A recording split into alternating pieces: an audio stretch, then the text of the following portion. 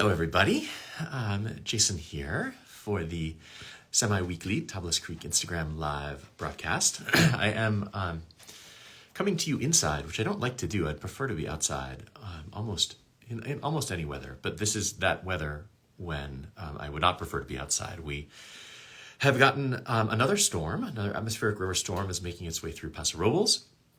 About a week ago, we reached our total, or the highest total rainfall that we've gotten for a winter in our 33-year history. And it keeps growing. We're at almost 48 inches of rain so far this winter. We should hit 50 maybe as soon as next week, because this is not the end. So I have some pictures to share. I have a guest I'm super excited about. Steve Gross, who is the Vice President in charge of State Relations for the California Wine Institute, is going to be joining me, and he knows so much about all of the web of regulations that allow you or prohibit you from getting wine wherever you are. I can't wait to talk to him. But while we wait for people to join, just a few pictures as to what's going on here. So first, a couple pictures of just showing what it looks like out there right now. So it is, again, very green and kind of gray. This is looking down over the buildings from the top of the hill, which I took this morning in a moment of it not raining very much. We are working on pruning. It's been a challenge because you generally don't like to prune in close proximity to rain because it can increase your risk of spreading trunk diseases. But bud break is also coming, and we got to get stuff pruned before then. So we've been taking advantage of every dry minute. We're probably up to about 90% done with pruning, and we will hopefully finish over the end of this week, early next week, before the next rain comes. Because of all of the lovely rain, we're getting beautiful clouds. You can see the kind of hillsides disappearing into the mist. Normally, the air here is so clear that you can see the hills. It feels like they're so close you can touch them, but not right now. The cover crops, as you can imagine, are kind of going nuts. This is a block, it's a Mourvedre block, where the sheep were through here less than a month ago, and yet it's already grown up to about shin height again. And this is Mourvedre block, so it's going to be late to sprout. So we're hopeful to get the sheep through here one more time before bud break. And you think of all of that organic matter that's being essentially composted by the sheep and returned to the soil. It's a huge piece of what allows us to farm regeneratively. We haven't had to bring fertilizer onto this property in close to a decade. In the cellar, so you can see one more picture of the sheep in a block that we're going to be replanting this year. So the sheep are very happy. This is a good time of year to be a sheep in Paso Robles. In the cellar, we are working on blending our whites. This was the white blending week. It was a fairly quick week because we didn't make a lot of whites last year. We had low yields from our frost and our drought, but still, it looks like what we got was good. I got a picture of all of us around the blending table this morning. So we've made the decisions on the Esprit. It looks like there will not be a Côte de Tablas Blanc. Casualty of the short crops.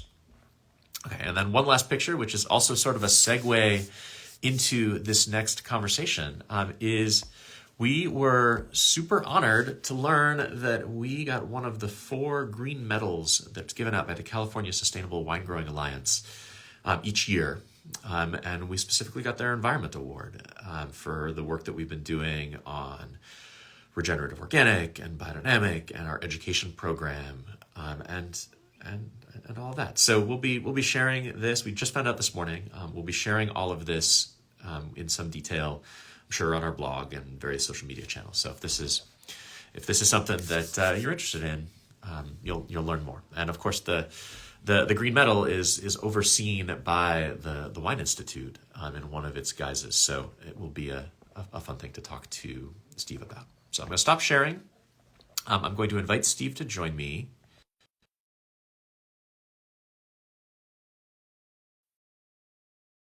I can't wait to talk to him.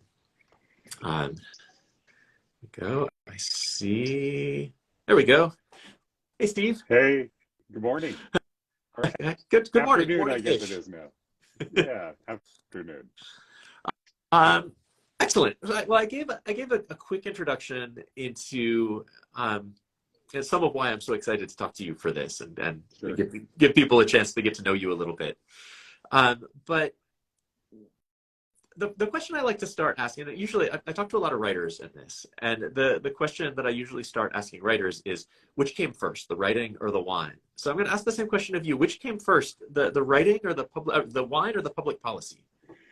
Um, Gee, I guess well, I was studying public policy at the University of Nebraska back in the 70s and early 80s, but I was a bartender. That's how I got through school, and that's actually how I learned to lobby. So I would have to say it was the wine, because that kind of took the forefront for my work after I got out of school for a little while before I got to the Wine Institute and got to finally use what I'd learned. So what did that look like at the time? What was when you were learning about wine? Was wine something that you grew up with? Was it on like your family table, or did you come to it later? It was not. I came to it later. I'm a proud product of a bunch of Southern Baptists, so I kind of went away from the fold. But it was something when I started in the restaurant and bar business back, like when I was in high school and college, and it was fun to learn about. But I got to tell you, the I was more the shot in the beer college bar kind of things, or else a few of the nice restaurants back in Lincoln. And I was my learning curve was very high. Let's put it that way at the beginning of trying to do it. But it was one of the fun things to kind of you just learn by the exposure to it. And what I did get a flavor for was how much people enjoyed wine, talking about wine, learning about wine, and that was able to kind of transfer over, and I brought it with me when I got to the Wine Institute in the mid 80s and was able to kind of just keep doing that. And the ironic thing is 37 years later I still feel that I have a ton to learn about all of these topics. So that's what's made it fun. I mean, that's true with wine. I mean, the wine world Yeah. is an endless world. There's thousands of grapes that are used to make wine. There's hundreds of countries that do it. There's now wineries in every state Yep. in the United States. I mean, you don't get to the end of this and like, okay, great, I've wrapped my arms Yeah. around all of it. I'm done. Yeah, there is no done button. I don't think that you can get to in our industry. So Okay, so what what led you to the Wine Institute in the 80s? Well, but it was a funny, it's relationships. I think that's how you end up in most anything that you do. And it turned out there was a state senator who I'd known back in Nebraska, and his wife actually turned out to have been working at the Wine Institute at the time. That we had a mutual friend out visiting us, and over the course of a dinner with them, the woman who was working at the Wine Institute had indicated she was looking for somebody, and I mentioned that I was looking for a job where, at the time I'd been managing a bar in San Francisco and communicating from Sonoma County. So I said, I'd love to get up and go to work at 7 instead of getting home at 7.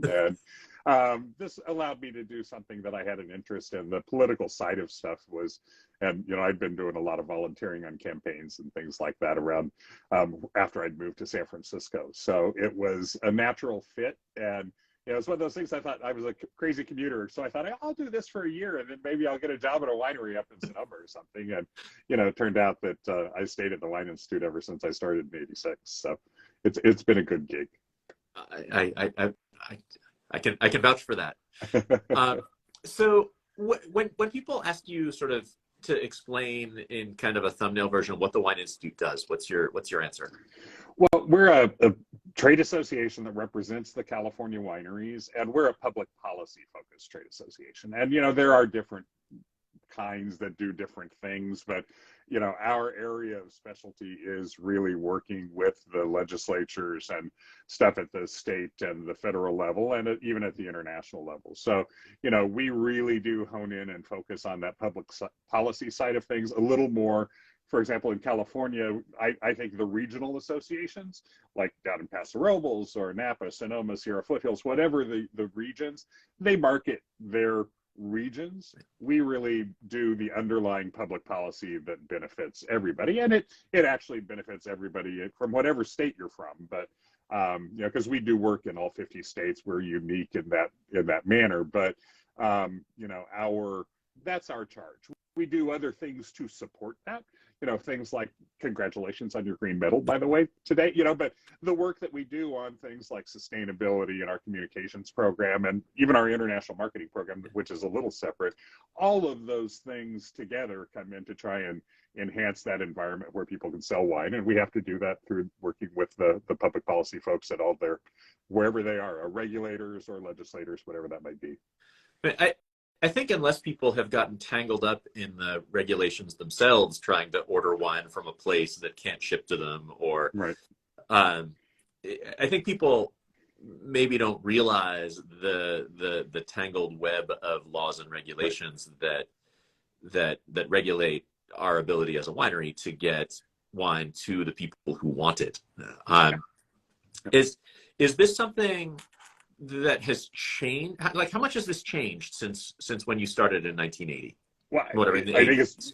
think it's changed dramatically. When I came to the Wine Institute, there wasn't a single state outside of California where a California winery could legally have shipped wine to a consumer. So, we've kind of we're up to 47 states now. There's those outliers we always talk about in, Delaware, Mississippi, and Utah. And there's some others where it's challenging to get wine still. But, we've made a lot of progress. But that said, it's a highly regulated industry. And because of the 21st Amendment, kind of everybody doesn't always remember that, there was a constitutional amendment when they did away with prohibition that said each state has the right to regulate the sale of wine or alcohol within their borders. And the unique kind of funny reason for that was that Congress knew they weren't going to get enough states to ratify the repeal of prohibition if they didn't agree to let some of them stay dry. There were going to be states like Oklahoma and Kansas and Utah that had no intention of going wet themselves, but they also realized the country needed revenue and they needed to move on. So, it was states like that, Utah actually put everybody over the number of states you needed in order to repeal prohibition.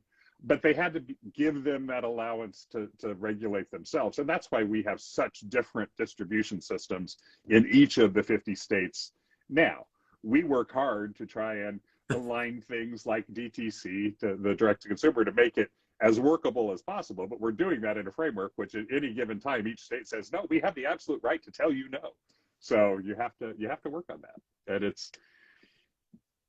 this is one of the things that I think drives home the wisdom of the original drafters of the Constitution that put the Commerce Clause in there that basically told states, like, stay out of the way of interstate commerce. Yeah. Because this is what happens when you let states get in the middle of it. Yeah. If it weren't for the 21st Amendment, we would be like shoes or, cheese or anything else that, for the most part, you couldn't discriminate between, one state and another. Because of the 21st Amendment, they can set up rules that are unique to us. And I don't, we don't want to go down a whole bunch of rabbit holes, but you mentioned the Commerce Clause. Basically what that says is that a state can regulate within their within their state, the laws of what they do.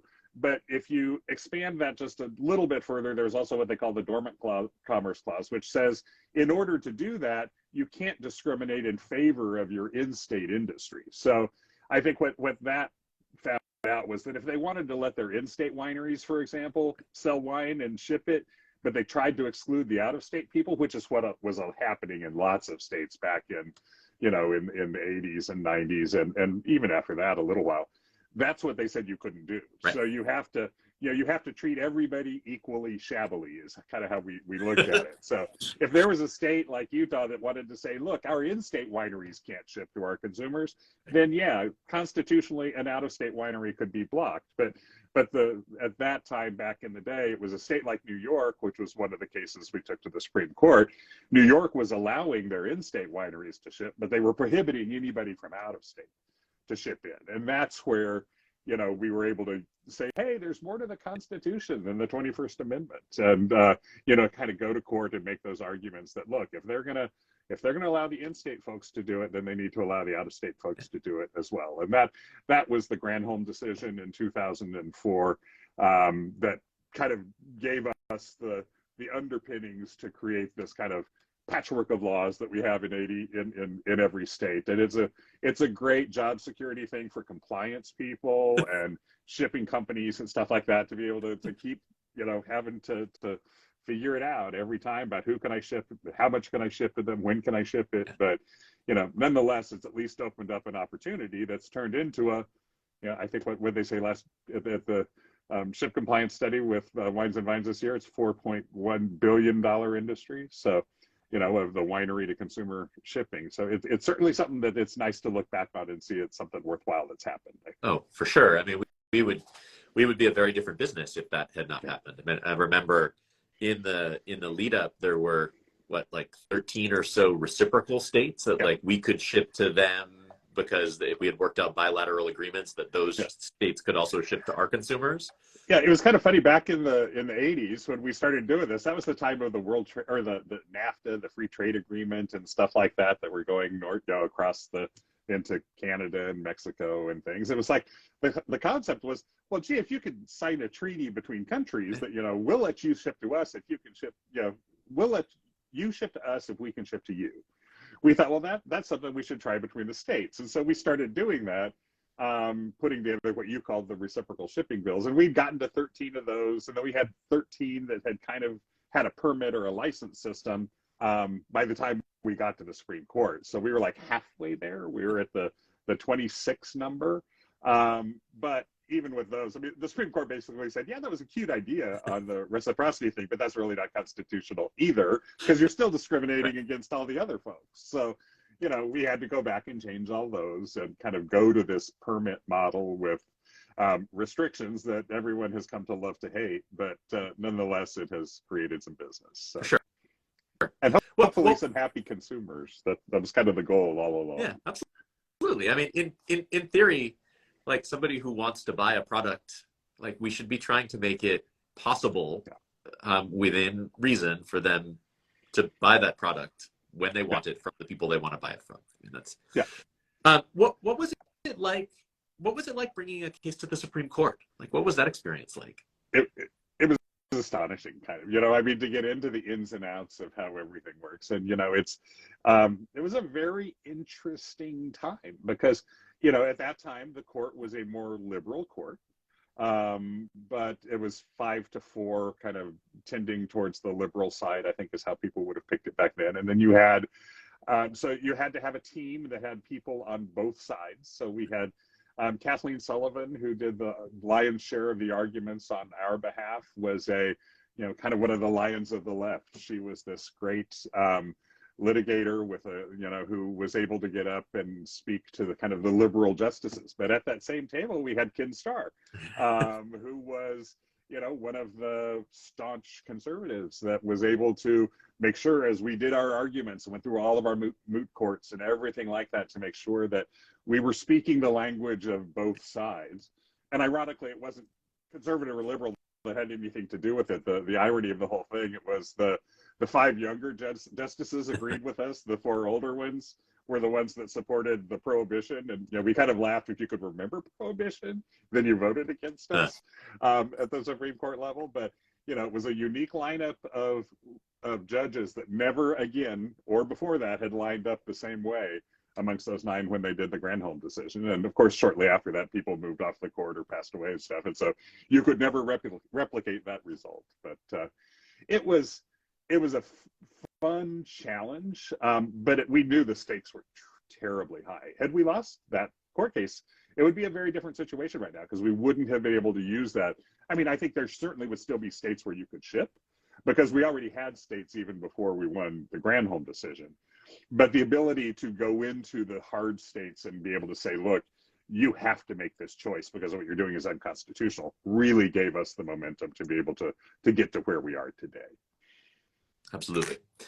So you've talked a little bit about some of the patchwork of the challenges, but that it is essentially now a mostly open market. Like if you're willing to jump through the hoops, are there any regulations that you think are particularly either like present or past that you think are particularly like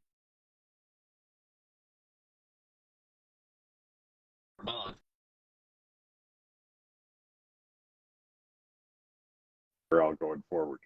Okay, I can Okay. hear you and see you, though you did freeze for a second. So I think that, in answer to your question, I think that the regulations that were most problematic were where they tried to differentiate between wineries and cut it off by saying, just for example, only a really tiny winery could take advantage of DTC shipping, or that wineries can't ship anything that's already in the distribution system. When I mentioned before, there's some states that are still a challenge. Those would be the states like we have right now, where you either have to be at the winery when you place the order, or a state like New Jersey, where a winery over 250,000 gallons can't ship, or a state like Indiana, where if you have a wholesaler, you can't ship. And that whole series of places where, our opponents and the wholesalers who are our partners in so much of the other work that we do have always been our opponents in DTC shipping. And, I'm not naive. I understand where they're coming from. I don't agree. But, they were able to insert some of these provisions that they felt blocked competition for them. For example, if they had a product listed in their book of for your winery in a state like Wyoming, well, they're the only access for that point. It has to be another product that you would have that you would be able to sell there. So, it was the ability of these guys to come in and kind of work around the edges and try and hold on to their piece of the pie that they already had in the state. And this is a business that, because of the 21st Amendment, gave them what we refer to as state mandated monopolies in the state. And it's really hard to give up a monopoly when somebody's given you one. It's, you have to, when somebody's coming in and saying, no, we want to chip away at that. And so we've had to address those kinds of little tweaks around there. Some of the things now that we see coming, kind of the hazard lights that I might see coming are, we've talked at length at some of the conferences recently about, the fact that they focused in on the common carriers and on the fulfillment houses, our partners in the system, that are so integral to making this work smoothly and doing the deliveries and helping the wineries to make this function so that it really is a viable piece of your business, as opposed to having to have a pick and pack facility in the back of every little winery in California or around the US. But the opponents to shipping have focused in on some of those parts of our plan as areas to try and push back. We had, you may recall that, we had Oklahoma is a state currently that is saying you can't use a fulfillment house. There was a whole flurry of legislation a couple of years ago in Tennessee and Kansas and some other states where they had talked about that. And they've come up with ways now to either license the fulfillment houses, or at a minimum, like, Louisiana has just started making sure that there's a report filed. All of this stuff can be solved and addressed if people work together and do things like, include a very simple thing like tracking numbers. That's unique. That could be on everybody's report, and there's no way you can't be able to draw that triangle between a fulfillment house and a winery and a common carrier if everybody puts the same tracking number on their report. But it's educating legislators and regulators about those things. And to be perfectly honest, California has term limits. Lots of other states do too. And so we're at a point where, you get new legislators in that have never heard of the three-tier system, least of all been immersed in it the way we have. So you have to educate them and explain to them why you can come up with solutions that work. And that's a lot of our job at the Wine Institute on direct shipping and on a multitude of other issues that we work on too. It's making sure that, the regulators and the legislators understand the industry and why the view of the in-state retailer or the view of the in-state wholesaler may be a little different than the suppliers that are trying to service the customers in those states. I mean, I wrote a blog a while ago, might have been a decade ago at this point, basically like highlighting some of the state level laws that regulate the distribution of wine and liquor that, like, just on their face sounds like just crazy. Like I'm thinking of things like the minimum markup laws in Ohio, where like a retailer is not allowed to mark up a wine less than a certain amount, nor is a wholesaler. Right. And they write into the legislation that this is specifically designed to protect those entities from competition. Okay. Or like the law in Vermont where You are not allowed, if you're out showing and selling wine to restaurants and wine shops, you are not allowed to bring in an open bottle of wine to show it to them. So you are supposed to buy the wine. You're supposed to get them to order the wine from the wholesaler, buy the wine from the account, open it with the buyer, pour it for them, and then they can make their buying decision. Then you leave the bottle there and do the same thing at the next place you're supposed to go. And say, we'd like you to buy the bottle you already bought. Yes, exactly. Not just that one, but we want you to buy more of it. Like, are there laws like that you look at and just roll your eyes and There are, and more often than not, to be honest, it's because there's so many laws you can look at. It's hard for us necessarily to figure out what are the ones we want to target. What we do is we kind of take the temperature of our folks. We work through committees of people that work in for me, it's the state relations subcommittee. And, I just kind of listen to the chatter that goes on amongst all of our members and things kind of start to raise up to the level where it's like, oh, that's where we're going to put our resources and go after some of those things. And so, you have to pick your battles, because ironically, even on something as esoteric as some of the stuff you just mentioned, that's going to be a battle because somebody is going to have an opinion of why that's there and they don't want to change it. Right. And it's usually that it's somebody is making money off of it, or it's protecting their margins. It's not surprising that is often the answer. But but anyway, you have to come up, you have to identify what seems silly, and then you have to realize who's it working for, who's it working against, what are my odds of getting this accomplished, and then you start. And ironically, some of this stuff can take years to change, because you have to get somebody who's willing to carry the bill, and then they have to be willing to know that it could take 2 or 3 years to get it passed. And, so and everybody only has so much political capital that they're willing to use on your behalf. And to be perfectly honest, in-state retailers and in-state wholesalers often have more capital than we do with legislators, just because they've known them forever and supported them and been a part of their campaigns and things. So that's why, to do a lot of the work we've had to do, we've partnered with groups, local industry for sure, local wine industry and stuff, but, Free the Grapes, which both you and I are involved with the board there, having that voice that does both media and consumer outreach. I mean, getting letters from 200 consumers to a certain legislator a week before we have a hearing on a direct consumer shipping bill can turn the tide in our favor, whereas before that had the opportunity to happen, we would have been dead in the water. You have to turn it away from an industry issue to a consumer choice issue, and that makes sense in DTC. It's clearer to see in direct to consumer sometimes than it is on some of those other kinds of issues. And it's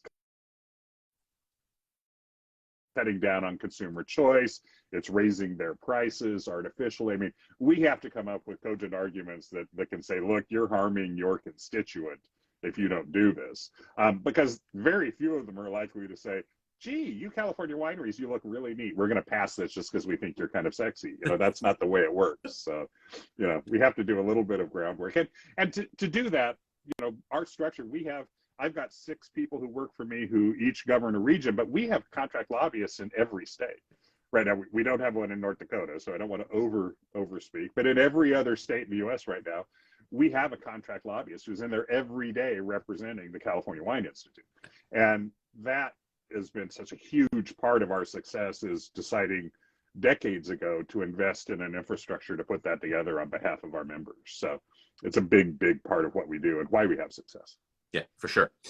So I did want to ask you a little bit about Free the Grapes, which you and I both serve on the board of directors of. But I'm a newbie. I've only been involved for like 4 years, and you've been involved, I think, since the beginning. I have been. Can you talk a little bit about how it got started and how people get involved?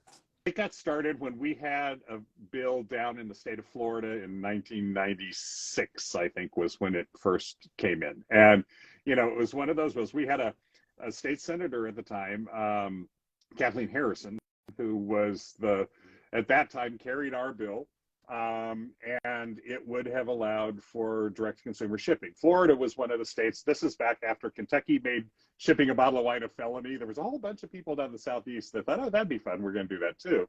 And the wholesalers had pushed these felony bills. So we wanted to turn those over and open up states to shipping. So Senator Harris said she was going to carry our bill for us. And so we went down, and I went with a group of vintners to hold this little press conference in the rotunda with her. And you all may recall her. She became Secretary of State and became kind of famous during the ballot recounts in the 2000 election, when it was Bush, Gore, and all that kind of stuff. And she was kind of had the Tammy Faye face and everything. So but she was our champion at the time. And so we went down to do this, and we were getting trounced by local media and stuff. So we said, gee, we have to figure out a better way to do this.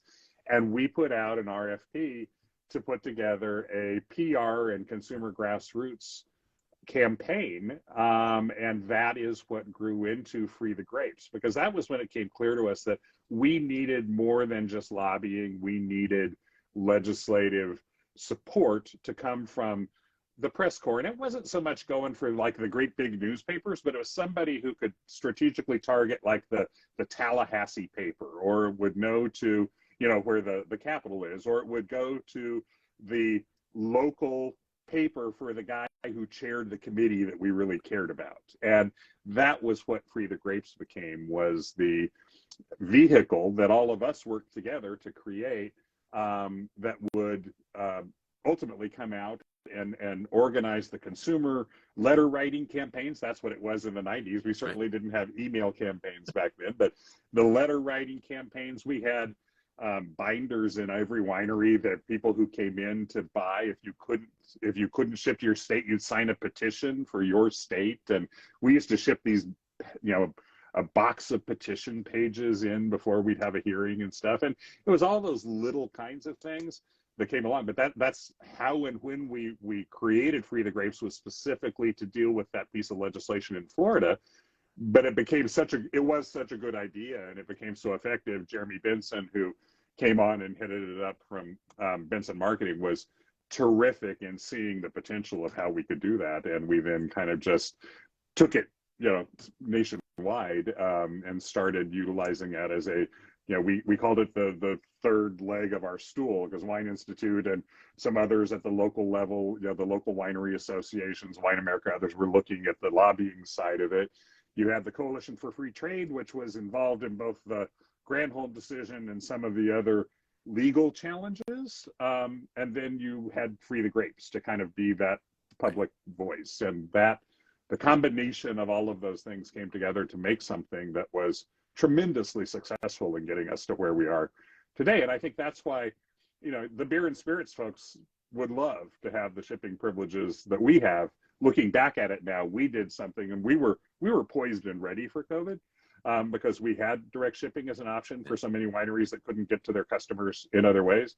The craft brewers and the distillers and others that looked at this were like, why can't, we wish we had that, but it's, they kind of forget that it's taken us, 3.5 decades to get to where we are. And it's not just going to happen overnight for them, and they're working on it too, though. Yep. Okay, so I know we're running close to the end of our half hour. I did want to ask you a little bit about the Wine Institute's Down to Earth program, which is starting next month. Can you talk about that?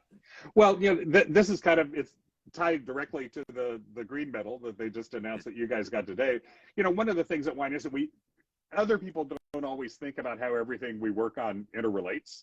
And it's a great example of the environmental concerns and support that the wine industry is trying to do right now, and getting out there and making sure that the public understands our industry's concern for our environmental profile, and improving that environmental profile on a constant basis is a big part of what our department of the California Wine Growing Alliance that you mentioned before, and the whole sustainability program that we put together with COG, the growers, has been kind of a key pin to that. But what's interesting now is we've seen those issues start to percolate over and mesh with things that I'm working on in my department on, as states look to do things like expanded producer responsibility and expanding the bottle bills. wine went into the California bottle bill with our support last year for the first time after decades of not being included. We decided it was in our best interest to be included, to be responsible and do things. Now we're trying to figure out in other states, how do we get in? But you have these challenges of, we're trying to do that now and figure out how does that work with a DTC shipping program? And we have a challenge right now. The state of Maine is one of the states that already has wine bottles in their bottle bill, but they filed a bill to say that out-of-state wineries, your DTC wines all have to work through that same program. It's like, well, we would love to be able to support that program, but in order to be in it the way you've written it, we would have to operate the redemption and return center out of our winery in California, and that's not handy. So, we're having to be very creative as we try to address these environmental issues, and make sure that the things, that we have a holistic solution to a lot of this stuff, so that, the consumer access that we get through DTC is great, but we have to make sure it'll also fit into various states' environmental programs and stuff that they're putting together. And the work that my colleague Allison does with regard to, all of the environmental work has been helped to inform us. So we're prepared to go through some of these, challenges right now. And I know, you and your team there have dealt with this stuff internally through your, lightening up your bottles and, everybody's trying to find ways to adapt. And that's what we're kind of working on now, is to make sure that we can make what's happening on the environmental side also be reflected on our policy work on all kinds of levels, and make it be as responsible as we can, because I think it makes the whole industry look good, and it helps us tell the story of the good work that's already being done. It's not like we're only doing it for the optics. It's being done. It's been done even before there were some of these requirements. So we want to make sure that people understand that. For sure. It's education. It's educating regulators and legislators and the public. So. Yeah, I mean, I've always felt like wine should be in the best position of any of the alcohol producing categories to talk about its environmental piece, environmental responsibility piece, because we're planting. I mean, first of all, it's made from fruit. Second of all, it's a crop that is very long lived. I mean, you're planting grapevines and hope that those will live 50 or more years. You have the opportunity to do a huge amount in terms of carbon sequestration and anti-erosion. It's a good place to support biodiversity. There's lots of things. There's lots of reasons why wine should be in a good position to talk about the environmental impacts of the industry compared to, say, beer or spirits, or even, God forbid, like hard seltzer. So, dude, it's great. I love that. I love the interconnectedness of all of it.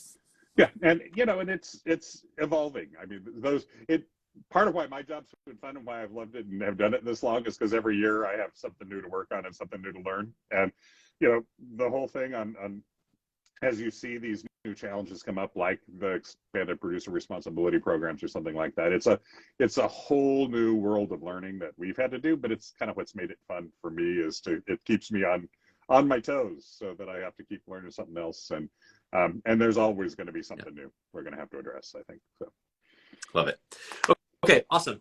So if people want to either learn more about or get involved in the Wine Institute or in Free the Grapes, is the best thing to do to point people to those websites? Yeah, they can. It's wineinstitute.org. So you just got to remember it's the ORG, and it's the same for Free the Grapes. It's Free the Grapes all bundled together as one word, .org.